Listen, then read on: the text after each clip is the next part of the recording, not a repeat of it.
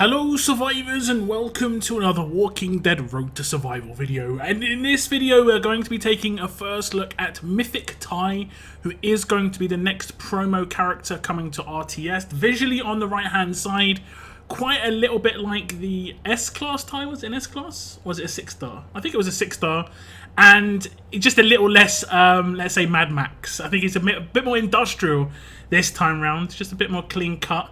As he has got that flamethrower, we can see the animation, classic flamethrower animation. He has got the mohawk and everything. I would say, is it going to be a mohawk by choice, or is it just going to be half of his hair's just been singed off? Well, we don't know. On the left-hand side, we can see the brilliant animation that the art brings to the table as well. Constant flamethrower going, and he looks absolutely evil as hell with that gas mask. I love it with the skulls everywhere.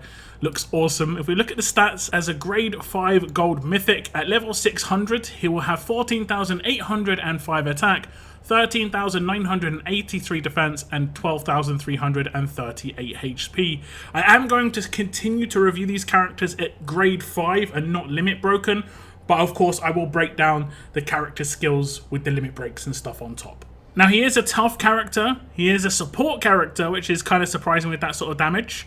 A mythic character, of course, and he is part of, and it is actually allegiance called X Saviors with the Broken Bat. So that is actually quite interesting in terms of what allegiance he is going to be attached to.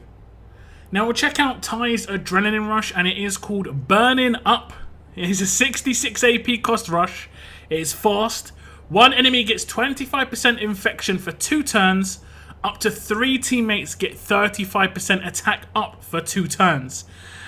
Well, first of all, there's no burn on this rush, and it's called Burning Up. This just reminds me of the 5-star Romanov, who had a flamethrower that did bleed and not burn. Now, I know that burn didn't exist when he had a flamethrower, but when they introduced burn, they could have easily changed that to a burn flamethrower. I mean, they could still do it now because it still tilts me that it does bleed rather than burn. But now we've got a second character in the game who's going to do a rush. And this one's actually just called Burning Up, though. That's the bit I don't get. And it just does no burn. I mean, this is an interesting one. It is a very supportive rush. It isn't going to be too over the top. It is just going to be doing 1 infection for quite a low amount of HP required to heal that up, 25%. But it is very short. 2 turns is really quick.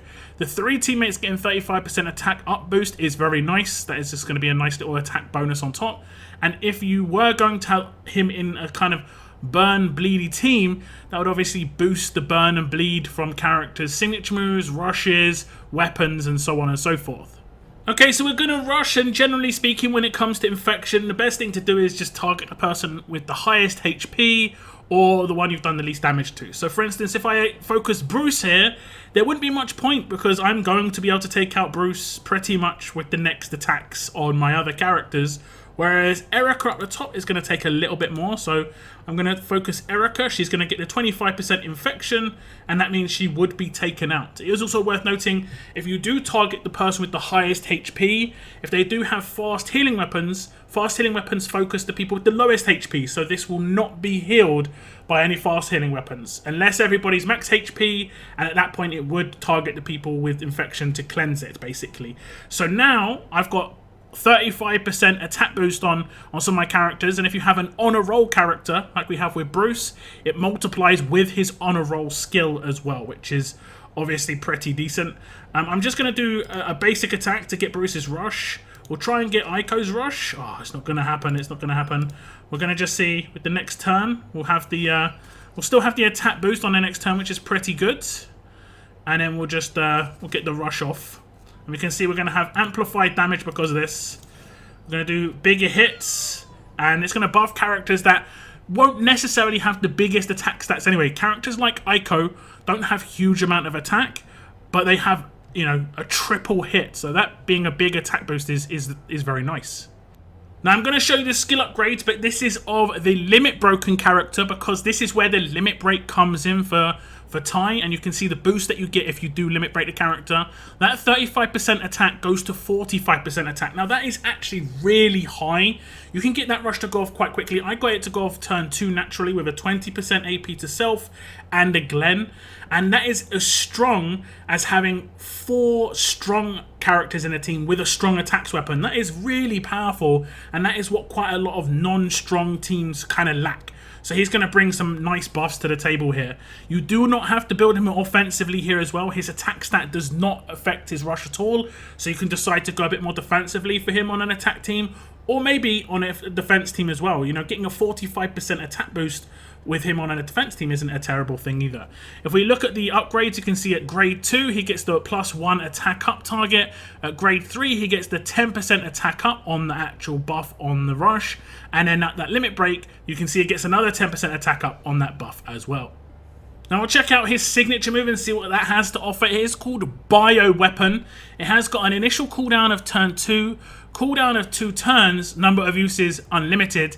Deal 125% damage to a line of enemies. Those enemies are dealt bleed damage equal to 25% of this character's attack for 3 turns. I'm seeing something really wrong here, because this is not a bioweapon. This is bleeding. His rush was bioweapon because that was infection, right? Like, I think they messed up. I think they messed up on the rush name, and I want to say, please fix. If it is messed up, please fix, because this sort of thing, it was kind of like, do you remember Raulito's pistol didn't make the right sound? Or like, what's his name? Thomas Richards' weapon doesn't make an electronic like zap. It just makes a pistol sound. These small things, guys. These small things. But yeah, it does quite nice bleed. It is going to offer, you know, another damage type. It is kind of weird again, flamethrower doing bleed damage, but what can you do? It has got a normal turn 2 cooldown. This does mean as he is 66 AP, he will get a natural turn 3 rush with 1 AP from somewhere being attacked, or, you know, 1-8% weapon, and he'll be able to get a natural turn 3 rush, which is kind of what you would want. And you'd want to rush first with him, like I showed before, just because he does give the attack boost. He does give damage out with this one. It deals 125%, and the bleed is based off of his attack stats. So while I did say you could go more defensively before because his rush didn't do anything, if you did want the bleed to do more damage, you'd obviously have to boost that attack up quite significantly. And before I start the test on the signature move, it is worth noting that 25% of a character's attack stat in bleed is one of the highest on a signature move. I believe Michonne, who just got a limit break, is 20%, went from 15% to 20%. This is 25% on base to a line of enemies. Really powerful on the bleed side of things. We're just going to get off some basic attacks. We're not going to try and take anyone out first turn. We're just going to go around the circles in here. And it doesn't matter too much who gets focused, as long as someone doesn't get taken out. We're going to target the top line up here, and we're just going to swipe left. Simple as that. You're going to see an attack come out. That's 125% damage, but you're also going to see 25% of this character's attack in bleed. So right now you can see that he hasn't got huge amounts of attack stat. It's 30,000, but you can easily get his attack stat up to, you know, 60, 70,000, which I've seen before, and it does include buffs as well. So if you do manage to have a character that has, like, if you have 2 strong characters in your team or 3 strong characters in your team, and you have a strong attacks weapon, you have a 30% buff on top. If he went up to 100k stat, which you could do with the buffs, if you do it with his own buff with the 45% attack, it's going to be even better. And that, you know, that bleed's going to go up to like 25k to a line of enemies, and it lasts for 3 turns. And lacerators can come in afterwards. There are characters that can extend it by 1 turn. I believe there are characters with rushes and signature moves and passives that can boost those. So, yep, he's going to be a nice combo character in those teams, and that is something that I thought was kind of required. Those Shiva, Abe, and Dwight teams have now got another character that can slot in. Now, of course, because he got a limit break upgrade on his rush, he's not going to get a limit break upgrade on his signature move, but I already think it's extremely powerful in terms of the amount of bleed output that it could bring, and you could potentially just ignore the attack stat altogether because the percentage is so high. You wouldn't necessarily have to build him for pure attack. You don't have to go too crazy, and you can make him a bit more tanky. And we're going to talk about more his potential on defense teams later on in the video, because I do think he's got some potential there as well with the rest of his kit. If we look at the upgrades, at grade 4 it gets -1 cooldown and a 15% bleed damage boost. You have to use military supplies on that 15% bleed damage, but that is very worthwhile. It goes from 10 to 25%, really nice. And then at grade 5 you will need that second gold mythic. It does a starting cooldown of turn 2 rather than turn 3, and that is vital as well, honestly. That is probably where a lot of his power is going to be in terms of just how much damage he can get off nice and early. This is going to be great for pretty much all game modes, defense teams, attack teams, on Conquest. It's going to be really heavy amounts of bleed here. So I think this character is quite nice overall, and like I said, it's going to have some nice combinations of characters that currently are in the game. Now, to see how effective he is going to be in those parts of the games, we can check out his mythic abilities. He has got cunning, of course, because he is a support character. This means he's just less likely to trigger weapon effects on walkers and humans. This happens when he's attacking and also being attacked. So I think support characters are fine for attack and defense teams. The next one is called Death's Door. This character's basic attacks apply 30% heal reduction for 2 turns. So he's just going to add a little bit of heal reduction. This is nice for Conquest. This is nice for bleed and burn teams. It is nice for his infection as well. Even though his infection isn't super high, you're going to have to kind of cheese for that infection to really work against powerful healing teams. Like I said, you just weaken other characters, infect a high HP character, and it will generally take them out. The next one is Can't Be Stopped. It's just a 40% impair resistance. Now remember, we were informed that this doesn't actually stack with mods. Originally it did seem like it was going to be the case, but it does not stack with mods. But you could just see this as a bonus. You could go for stun resist and have like an 80 or 70% stun resist mod, and then you're just getting a bonus of 40% impair resist on the side, which is kind of nice. It's going to stop those neutralized characters. And lastly, he has got one called Burn Baby Burn.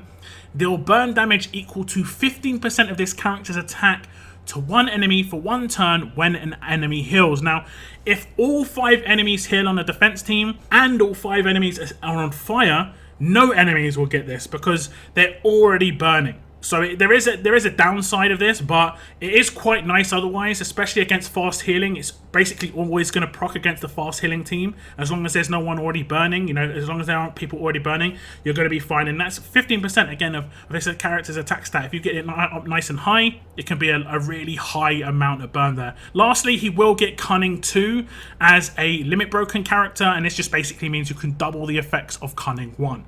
Okay, so I'm just going to show you how some of the passive skills work. I'm going to just do a bit of damage to a couple of characters, and I have got a fast healing weapon on Maggie, so what should happen is these characters should get healed. It is worth noting the 30% heal reduction came in on that basic attack, just FYI. I'm going to hit defend on Bruce and Aiko, and we should see burns going up on Alice and Bruce, but it could also go up on Aiko because I think she has a heal on her skills, but we'll see the heals come in. It's actually going to go up on Bruce and Maggie, so it doesn't look like it focuses the people who get healed, but it looks like it is for every character that gets healed, they will obviously do a burn. Okay, so this is the test. I've got 5 healers here. As you can see, they're all about to rush. They're all pretty much healing rushes. They're all going to be doing the heals. And this is to see how many of these characters actually get burned because of all the heals that are going to go off. We'll see. I'm going to hit defend. We're going to try and keep track of the burn. I think everyone's just got burnt. I see 5 burns. I see 5 burns. So that, you know, after, and it happens after the burn comes in as well. It is worth noting. We're not going to see heavy focus come in. I haven't done really any attacks, as you can see. I haven't really got much AP. But the heals are going to come in. Then the burn comes in afterwards. And it is 15% of his attack. So again, if you've got that up really high, that burn would just be very high too. It's not going to overwrite a burn that is already higher. So for instance, if he did manage to have a 100k attack, he would do a 15k burn. If someone had a 25k burn on them, the 25k would be the one that actually did the burn, not the 15k. So it can't overwrite a higher burn, but it can stack with something like bleed. It is worth noting. And this is going to be very useful on Conquest stages where there's just so much healing going on. Having the extra damage that's just going to come out just to kind of counter some of that healing and means that characters are going to start at less than 100% HP at the beginning of a turn is also going to be a bonus. You'll see the upgrade slots on these skills. You can see at grade 1 he gets Death's Door, which is the 30% heal reduction. At grade 2 he is going to get that Cunning 1. At grade 3 he gets the Impair Resistance, which is can't be stopped. And then at grade 5, the second gold mythic required, he will get that Burn Baby Burn, with the deal burn damage equal to 15% of this character's attack to one enemy for one turn when an enemy heals. So that is the big one, of course. And then just confirmation of a limit broken character, you could upgrade Cunning 2 to get a stackable, Cunning bonus, where it got up to 30% less likely to trigger enemy weapon effects and walker effects when being attacked or attacking. So overall, Tye so far is pretty nice in terms of like his utility on attack, on defense, in Conquest, and his leader skill is going to be exactly the same. If we bring it up, at the beginning of each wave, up to 2 enemies get burn damage equal to 30% of this character's attack for 2 turns. All teammates get 30% attack up. So we'll just break that down. It's obviously going to be kind of Raulito-ish on the first half, but it's only going to be 2 enemies, but 30% of this character's attack is really high. You can easily get like 60, 70k off of base. It's going to be the original stat. It's going to be his levels on the base stats. Then it's going to be his weapon and the mods. It's not, however, going to take in the second half of that lead skill, I believe. The 30% attack up, which he would normally just be a normal 30% attack boost to people. That is not a buff. That is just going to be the normal 30% attack. It doesn't take into account that because it comes in afterwards. So it isn't going to be as crazy as it could have been, but it's still going to be really, really high. And we're just going to test it out on these base levels that we're going to see right now. So as you see, I just started the fight and my attack stat right now is only 30k. I've got no lieutenant levels on my character. But as you can see, that isn't 30% of 29k. That is closer to 30% of 24k, 23k. And that's because it isn't taking into account that second half. Going to be a significant boost, but obviously you can boost this up. This is going to take into account lieutenant levels. This is going to take into account, higher levels. If you get him to level 640, if you get a really nice weapon on him, and you get a really nice attack on attack mod, that's where you can boost these 2 initial burn statuses and obviously deal as much burn as possible off of turn 1. Now this can be resisted, and as you know on Conquest, they love to roll out the burn resist right now, which I'm not a big fan of, honestly, but it is the way it is. And obviously this is going to work quite nicely with certain characters like Abraham, who straight away turn 1 can just double one of those burn statuses. You can get his attack stat up, the base of it, before the leader skill comes in, probably to at least, I would say, 45 to 50,000, and then 30% of the 50k will come in, and then obviously it's going to be just instantly doubled by Abraham. So that's going to be like a 30 to 35k burn off of turn 1 to some of these characters. That's going to be pretty nice, honestly. I think that's kind of, like I said, it's kind of the combo that a lot of these characters needed, and it's the fact that he's getting the leader bonus as well, because it's doing an attack boost to a lot of these characters. Big addition, because all of those characters have burn or bleed based off of their attack stat, so you're going to get a massive benefit there. So Tye does have a weapon, and it is a 4-star weapon. It is 5-starred right here, but I had to 5-star it myself. It has 25% attack base, a huge bonus to AP when attacking on base, and then in the last slot it has bonus attack, 35% attack when attacking enemies of more than 65% HP. So it is pretty nice. The huge bonus to AP when attacking is a big bonus, just the fact that you're not going to have to do as many upgrades. You can get it to, let's say, 35% attack, and you can get a 3rd slot on like a double attack or something if we really want it. So you can get it to a reasonable standard compared to what you can normally get on other weapons, just because they don't have the great AP bonuses. So it's not terrible by any means, but you probably do have a nice tough weapon waiting in the wings that can go into Tye's hands here. So that is Gold Mythic Tye, and he is a very interesting character. I think he's going to be very useful in a lot of, parts of the game. And as I did sort of talk about earlier in the video, I think he's going to be quite interesting on defense teams. Whether he is a support character or the leader, can you imagine a Tye just giving out 30% attack in burn turn 1? He could potentially get a 25k burn on 2 characters, and my Sandy doesn't have 25k HP. My Michonne doesn't have 25k HP, so that's going to be really problematic if he is on a defense team, honestly. I don't know how I'm going to be able to cleanse that turn 1. I don't think it's even possible, so I could possibly just lose 2 of my characters turn 1, and then obviously the burn would go to 2 other characters and take out 4 characters in the first 2 turns. I mean, at least you're attacking Tye as a leader, so you can maybe make a team specifically for him. But yeah, I can see that him being quite an issue as a defense team leader, honestly, and even on the side, even as a support character.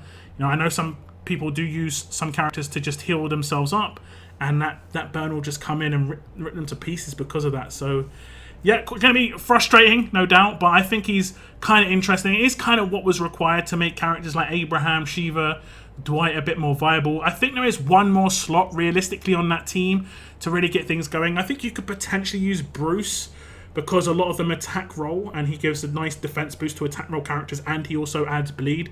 But I think there's probably a better character that can slot in there.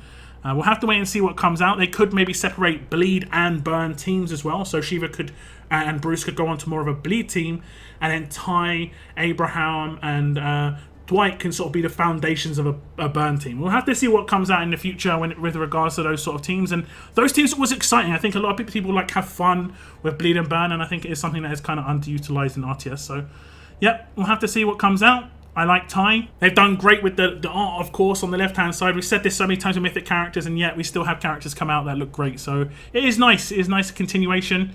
Do give me your thoughts, though, on Tye in the comments down below, guys. What do you think of him as a Gold Mythic character? How do you think you could utilize him? What sort of special things have I missed? I think that defense team situation is going to be very, very problematic. I'm going to have to come up with something, especially with the characters that I've got at grade 5 right now. So yeah, we'll have to wait and see, guys. That is going to be the end of my video, though. I want to thank you very much for tuning in.